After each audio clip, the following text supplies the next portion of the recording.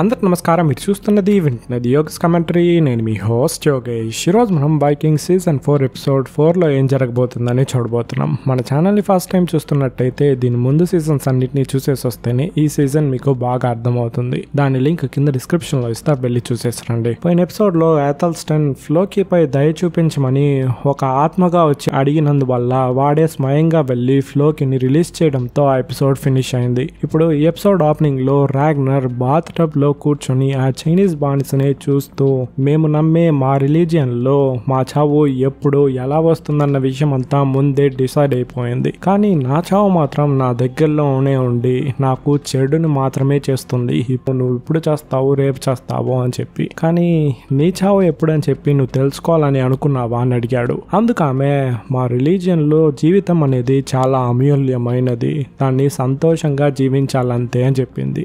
దాన్ని విన్న రాగ్నర్ ఒక అడుగు ముందుకు వచ్చి నాకున్న ప్రెజర్కి నన్ను నేను చంపుకొని చనిపోదామా లేక నా చుట్టూ ఉన్న వాళ్ళని చంపేద్దామా అని ఉంది అని చెప్పాడు. అందుకు ఆమె నేను ఒక బానిస, నాకు సేమ్ ఫీలింగ్, నన్ను నేను చంపుకొని చనిపోదామా లేక చుట్టూ ఉన్న వాళ్ళని చంపేద్దామా ఉంది అని చెప్పింది. దాన్ని విన్న రాగ్నర్ ఒక కింగ్ కి బానిసకి ఇద్దరికి ఒకే పోలిక నీకు తెలుసా, ప్రజలకి సేవ చేయడం మాత్రమే, వాళ్ళకి నచ్చినా సరే నచ్చకపోయినా సరే ప్రజలకి సేవ చేయాలి అని చెప్తూ ఉన్నప్పుడు ఆ అమ్మాయి టబ్ లో వేడి నీళ్ళు పోయడానికి వచ్చి జారి కింద పడి దాన్ని క్లీన్ చేస్తూ ఉన్నప్పుడు రాగ్నర్ నీ పేరేంటి అని అడగ్గా ఆమె నా పేరు యోడో అని చెప్పింది. వీటన్నిటిని యాస్ లాగ్ దొంగచాటుగా నిల్చొని చూస్తూ ఉంది. దీని తర్వాత వెసెక్స్ లో క్వింత్రిత్ వచ్చినందుకు పార్టీ, అక్కడ కింగ్ ఎలా కూడా ఉన్నాడు. దీని తర్వాత మళ్ళీ నువ్వు ఆ సింహాసనంలో ఎలా కూర్చుంటావు, ఆల్రెడీ మీ అడ్వైజర్స్ అక్కడ కూర్చొని పరిపాలిస్తున్నారు కదా అని అడిగాడు.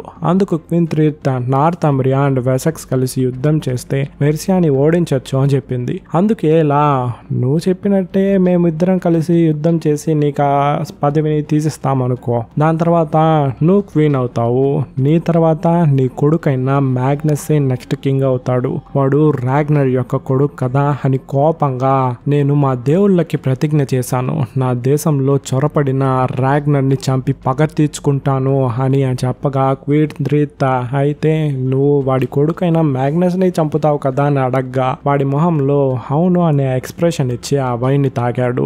ఇక్కడ క్యాటిగట్ లో హార్డ్ వింటర్ అయినందువల్ల పండగ స్టార్ట్ అయింది. కొంతమంది పూజారులు గ్రేట్ హాల్ కి వచ్చి వింటర్ లో మనం వెచ్చగా ఉండడం కోసం ఎప్పుడు నిప్పెలుగుతూ ఉండాలి అని ఒక పెద్ద చెట్టుని కొట్టి హాకీలో వేశారు. అప్పుడు యూడో యాస్లాగ్ దగ్గరికి వచ్చి ఐవర్ నిద్రలేసి మిమ్మల్ని అడిగి ఏడుస్తున్నాడు అని చెప్పింది. యాస్లాగ్ వాడిని చూడడం కోసం వెళ్లి వాడిని ఓదారుస్తూ ఉన్నప్పుడు రాగ్నర్ అక్కడికి వచ్చి ఐవర్ ని తీసుకొని చూడు హూబే అండ్ విట్సర్ డెకరేటర్ అంతా చేస్తూ ఉన్నారు, నువ్వు చెయ్యి అని చెప్పి కంపల్ చేస్తూ ఉన్నాడు. కానీ ఐవర్ లేదు కుదరదు అని చెప్పి దాన్ని కింద పడేశాడు. యాస్లాగ్ రాగ్నర్ దగ్గర నుంచి ఐవర్ ని తీసుకునేసింది. రాగ్నర్ కోపంగా నువ్వెందుకు ఎప్పుడు చూసినా వాడిని చిన్నపిల్లని ట్రీట్ చేసినట్టు ట్రీట్ చేస్తున్నావు, వాడిని మిగతా పిల్లలతో ఆడుకోనివ్వు అని చెప్పాడు. అందుకే యాస్లాగ్ వీడు మిగతా పిల్లల్లా కాదు రాగ్నర్, వీడు ఒక స్పెషల్ చైల్డ్, నీలా కాదు, నీలాగా మార్చాలని కూడా ట్రై చేయకో అని చెప్పింది. రాగ్నర్ వాడిని ఒక కుంటోలాగా పెంచుతున్నావు యాస్లాగ్ అని చెప్పగా ఆమె నువ్వు వీడి గురించి ఏం బాధపడకలే,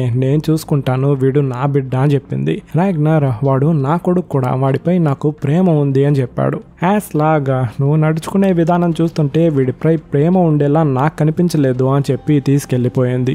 దీని తర్వాత సీర్ని చూడడం కోసం ఫ్లోకి వెళ్ళాడు. సీర్ ఎలాగో చాలా రోజుల తర్వాత వచ్చేసావు, నీ కోసమే నేను ఎదురు చూస్తున్నాను అని చెప్పాడు. అందుకు ఫ్లోకి ఒక విధంగా నా కోసం ఎదురు చూస్తున్నారా అని అడిగాడు. సీర్ 100 సంవత్సరాలుగా ఇదే గుడిసెలో నా జీవితానికి చావుకి మధ్యలో పోరాడుతూ ఉన్నా, నీ కోసమే నేను ఎదురు చూస్తూ ఉన్నా, ఇంతకాలం నీ కోసమే వెయిట్ చేస్తున్నా అని చెప్పి వాడి దగ్గర చేతుల్ని చాచాడు. ఆయన దగ్గరికి వెళ్ళి అందరూ చేతులు చాచి వాళ్ళ యొక్క భవిష్యత్తుని తెలుసుకుంటారు. కానీ సీరే ఫ్లోకి చేతులు చాచి నాకుతున్నాడంటే వీడి భవిష్యత్తుని తెలుసుకోబోతున్నాడేమో, దాన్ని తలుచుకొని ఫ్లోకి నవ్వుతూ ఉన్నాడు. కట్ చేస్తే ప్యారిస్ లో గీస్లా రోలో ఉన్న ప్లేస్ కి ఒక పాప్ ని తీసుకొచ్చి ఆమెకు వాడికి విడాకులు ఇప్పించేందుకు మాట్లాడుతూ ఉంది. రోలోకి ప్యారిస్ లాంగ్వేజ్ ని నేర్పించిన టీచర్ కూడా అక్కడే ఉన్నాడు. ఆ పాప్ విడాకులకైన విషయాన్ని చెప్పి ఆ టీచర్ తో నేను చెప్పిన విషయం ఒక ముక్కైనా వీడికి అర్థమైందా లేదా అని అడిగాడు. వెంటనే రోలో నాకు అన్ని అర్థమైంది ముసలోడా, నేను మీ లాంగ్వేజ్ని నేర్చుకునేసా. యువరాణి గీస్లా గారు, మీరు దీనికైనా పనిని చేయకండి. మన ఇద్దరికి విడాకులు వద్దు. నేను ఇంత దూరం ట్రావెల్ చేసి వచ్చింది మీకోసమే, మిమ్మల్ని పెళ్లాడడం కోసమే. ఇదే నా తలరాత. అండ్ నేను ప్యారిస్ని కాపాడడం కోసం నా ప్రాణాలైనా అర్పిస్తాను అని చెప్పాడు.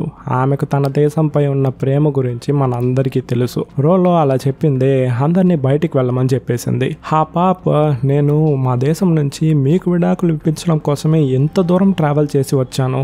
నేను ఇక్కడి నుంచి వెళ్ళాలా అని అడిగాడు. గీస్లా, మీకు ప్యారిస్లో చూడడానికి చాలా విషయాలుంది. ఇప్పుడు మీరు బయటికి వెళ్ళండి అని చెప్పి అందరినీ అక్కడి నుంచి పంపి రోలోతో తనిగా మాట్లాడుతూ ఉంది. సరే అయితే ఇప్పుడైనా నీ యొక్క దేశభక్తిని అండ్ నాపై ఉన్న ప్రేమని నువ్వు చెప్పేశావు. ఇన్ని రోజులు నేను నీతో మాట్లాడకపోయిన దానికి కారణం మన మధ్య ఉన్న లాంగ్వేజ్ బ్యారియర్. ఇప్పుడు నీతో మాట్లాడొచ్చు. మా లాంగ్వేజ్ని నువ్వు తొందరగానే నేర్చుకున్నందుకు నువ్వు నన్ను ఆకట్టుకున్నావు. నీకు ఏది చాలా అమూల్యమైనది, మా నాన్న ఇచ్చిన ఈ డ్యూక్ అనే పదవా లేక నీ యొక్క వైకింగ్ ఆత్మాభిమానమా అని అడిగింది. అందుకు రోలో, నా ప్రజల్ని నేను చంపాను, అందులో మీకు తెలుసుంటుంది కదా నాకు ఏది ముఖ్యమని అని అడిగాడు. గీస్లా, వైకింగ్స్ తన దేశంలో వాళ్ళకి పదవి కావాలని తన ప్రజల్ని చంపుతారు, ఇందులో వ్యక్తిగతంగా ఏమీ లేదే అని చెప్పింది. అందుకు రోలో తన వైకింగ్ కడియాన్ని విప్పి గీస్లాకిచ్చి, ఇది నాకు చాలా పర్సనల్, దీన్ని మీరు ఏమైనా చేయండి అని చెప్పి ఆమె చేతిలో పెట్టేశాడు. ఇక్కడ క్యాటికట్ లో రాగ్నర్ పడుకోండగా, హ్యాస్ లాగా నువ్వు ఆ బానిసమ్మాయి అయినా యోడోనే చూస్తున్నావని నేను చూసేశాను.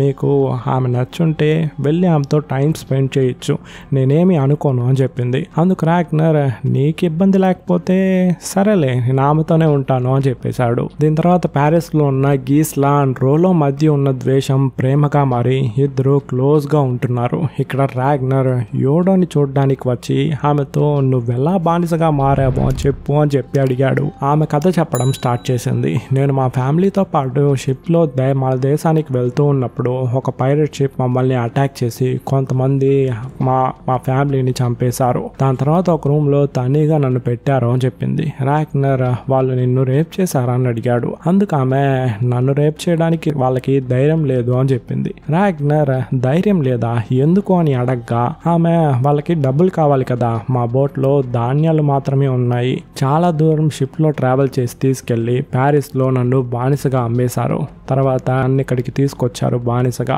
ఇక్కడ ఇది ఏ ఊరు ఏం ప్లేస్ అని తెలియకుండానే నేను బానిసగా బ్రతుకుతున్నాను అని చెప్పి ఏడ్చింది. రాగ్నర్, సరే ఏడవకు అని ఆమెను ఓదార్చి, నేను నిన్నొక స్పెషల్ ప్లేస్ కి తీసుకెళ్తారా అని తీసుకెళ్లాడు. కట్ చేస్తే కొండపై బియాన్ తనకు తాను పచ్చబొట్టు పొడుచుకుంటూ ఉన్నాడు. అదే వాడు ఆ ఎలుగుబండిని చెప్పాడు కదా, దాన్ని వాడి చేతిలో పచ్చబొట్టు పొడుచుకొని అక్కడి నుంచి ఇంటికి బయలుదేరాడు. ఇక్కడ రాగ్నర్ యోడోని తీసుకొని ఒక ప్లేస్ కి వచ్చి దీపాన్ని వెలిగిస్తూ, ఈ ప్లేస్ కి నేను ఎవరిని తీసుకొచ్చింది లేదు, ఇక్కడ నేనున్నప్పుడు నేను తనిగా ఉన్నానన్న ఫీలింగ్ నాకు వచ్చిందే లేదు అని అక్కడున్న పెట్స్ ని చూపిస్తూ ఉన్నాడు. అక్కడ కొన్ని పక్షులు, ఎలుకలు అండ్ పాములు కూడా ఉన్నాయి. దాన్ని విన్న యోడో, నేను ఎప్పుడైనా ఇక్కడికి రావచ్చా అని అడిగింది. రాగ్నర్, అవును నువ్వు ఎప్పుడైనా ఇక్కడికి రావచ్చు. యోడో, అయితే నా బానిస పనులన్నీ ఎవరు చేస్తారో అని అడిగింది. రాగ్నర్, నీ బానిస జీవితాన్ని నుంచి నేను నీకు విముక్తి కలిగిస్తున్నాను. ఒక బానిసగా నువ్వు ఏ పనిని సక్రమంగా చేయలేవు, ఒక బానిసగా నువ్వు అన్ఫిట్, నీకు నచ్చితే ఇక్కడే ఉండొచ్చు, లేకపోతే మళ్ళీ బానిస జీవితానికి వెళ్తాను అంటే వెళ్ళొచ్చు అని చెప్పాడు. ఆమె నేను ఇక్కడే ఉంటానని చెప్పి డిసైడ్ చేసుకుంది. ఇక్కడ బియాన్ కొండ నుంచి దిగుతూ ఉన్నప్పుడు కాల్ఫ్ అండ్ ఎల్నర్ ఒకరిని ఏర్పాటు చేశారు కదా బియాన్ ని చంపడం కోసం. వాడు అటాక్ చేస్తున్నాడు. బియాన్ ఫైట్ చేసి చాలా రోజులైనందువల్ల వాడి మొహంపై కత్తితో ఘాటు వేసి తిరిగి చూస్తే వాడు మంచులో మాయమైపోయాడు. బియాన్ కొంచెంసేపు ప్రశాంతంగా కూర్చొని ఆలోచించి వాడికి ఒక ట్రాప్ సెట్ చేశాడు అండ్ ఒక ఆయుధాన్ని కూడా తయారు చేశాడు. చేపలను పట్టే గాలం ఉంటుంది కదా, అవన్నిటిని ఒక తాడుకు కట్టి వాడి కోసం ఒక చోట వెయిట్ చేస్తూ ఉన్నాడు. కరెక్ట్ గా వాడు వచ్చింది వాడిపై రాయి విసిరి ఒక చెట్టుకేసి గుద్ది మొహంపై ఒక్క పంచు. ఆ గాలాలున్న తాడును తీసి వాడి మొహంపై విసిరి ఆ తాడుతోనే 2 చేతుల్ని చెట్టుకేసి కట్టి ఎవరు నేను పంపింది అని చెప్పి ఎల్నర్ ఇచ్చిన ఉంగరాన్ని చూపించి అడిగాడు. వాడు నోరే తెరవల. ఒకవేళ చెప్పినా కూడా బియాన్ వాడిని చంపేస్తాడని వాడికి తెలుసు. మొహంపై ఉన్న గాలాలను లాగి గట్టిగా అడుగుతున్నారు, ఎవర్రా నేను పంపించింది అని. కానీ ప్రయోజనమేలా. వెంటనే కత్తి తీసి కడుపులో గుచ్చి లోపల ఉన్న పేగుల్ని తీసి బయటేసేసి అక్కడి నుంచి బియాన్ బయలుదేరాడు. కట్ చేస్తే యాస్లాగ్ ఫ్లోకిని చూడడానికి వచ్చి ఐవర్ని కూడా ఆమెతో పాటు తీసుకొచ్చింది. ఫ్లోకితో ఐవర్కి మన వైకింగ్స్ దేవుళ్ళ గురించి అన్నీ నువ్వే నేర్పించాలి. నువ్వెలా క్రిస్టియన్ దేవుణ్ణి ద్వేషించావో అదేలాగా వీడు ద్వేషించాలి. మన దేవుళ్ళ గురించి కల్చర్ గురించి రాగ్నర్ కన్నా నీకే బాగా తెలుసు. సో నువ్వు వీడిని పెంచు అని చెప్పి ఐవర్ని వాడి చేతిలో పెట్టి వెళ్ళిపోయింది. ఇక్కడ రాగ్నర్ అండ్ యోడో జంతువుల మధ్యలో ఉన్నారు. ఆమె వాడి పక్కకి వచ్చి నువ్వు ఏదో ఆలోచిస్తూ ఉన్నట్టున్నావు. నీ యొక్క బాధను మరిపించడానికి చైనీస్ మందొకటి తయారు చేశా అని చెప్పి ఇచ్చింది. రాగ్నర్ ఇందులో ఏమైనా విషం ఉంటుందేమో అని చెప్పి సందేహపడుతూ ఉన్నప్పుడు ఆమె అందులో ఉన్న సగాన్ని తినింది. వెంటనే రాగ్నర్ కూడా దాన్ని తింటున్నాడు. ఇది ఒక విధమైన డ్రగ్ అండి. రాగ్నర్ దాన్ని తినిన వెంటనే వాడు పడవలో వెళ్తున్నట్టంతా వాడికి అనిపిస్తూ ఉంది.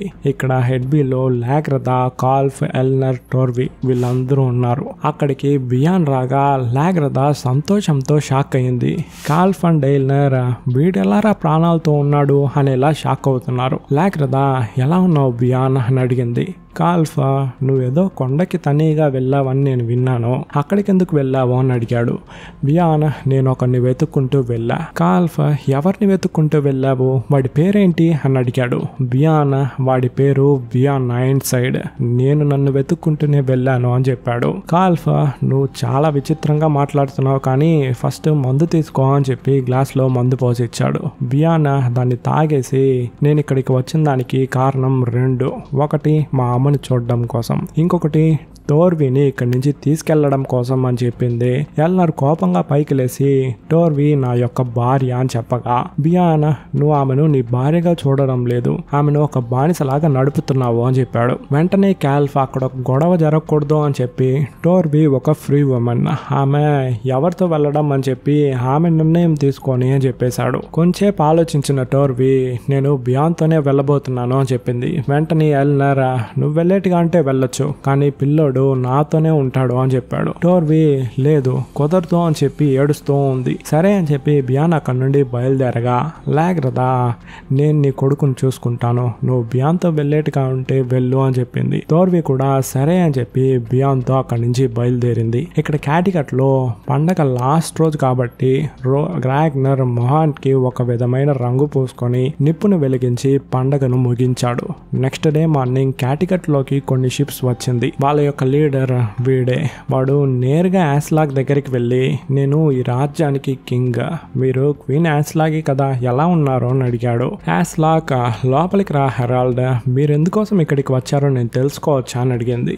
అందుకే హెరాల్డ్ మీ భర్త రాగ్నర్ గురించి చాలా విషయాలు నేను విన్నాను. నార్థంబ్రియా అండ్ ప్యారిస్ లాంటి పెద్ద పెద్ద దేశాలను గెలిచాడు, ఆయన నేను చూడటం కోసమే వచ్చాను అని చెప్పాడు. రాగ్నర్ కొడుకుల్ని చూసి మనం చెస్ ఆట ఆడుదామా అని అడిగి వాళ్ళతో కూర్చొని ఆడుతూ ఉన్నాడు. రాగ్నర్ యొక్క సింహాసనంలోనే కూర్చొని. యాస్లాగ్ నిజం చెప్పండి ఎందుకోసం ఇక్కడికి వచ్చావో అని అడిగింది. హెరాల్డ్ నేను ఒక పెద్ద ఆయనకి ప్రామిస్ చేశా ఒక యువరాణిని పెళ్లి చేసుకుంటా అని చెప్పి, కానీ ఆమెకు నేను నచ్చలేదు.